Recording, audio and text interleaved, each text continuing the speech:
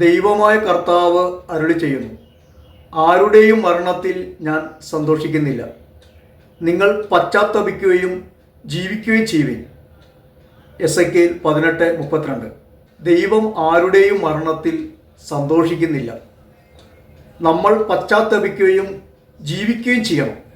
ഇതാണ് ദൈവത്തിൻ്റെ ഇഷ്ടം. ഒരു വ്യക്തി പോലും നശിച്ചു പോകുവാൻ ദൈവം ആഗ്രഹിക്കുന്നില്ല.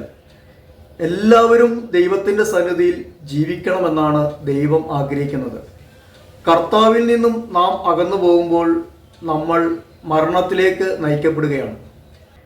ദൈവത്തിലേക്ക് ഒരു വ്യക്തി കടന്നു വരുമ്പോൾ ആ വ്യക്തി ജീവിക്കുന്നു. നമ്മൾ മരിക്കണമെന്ന് ദൈവം ഒരിക്കലും ആഗ്രഹിക്കുന്നില്ല. നമ്മൾ ജീവിക്കണം. ദൈവത്തിന് വേണ്ടി നാം ജീവിക്കണം.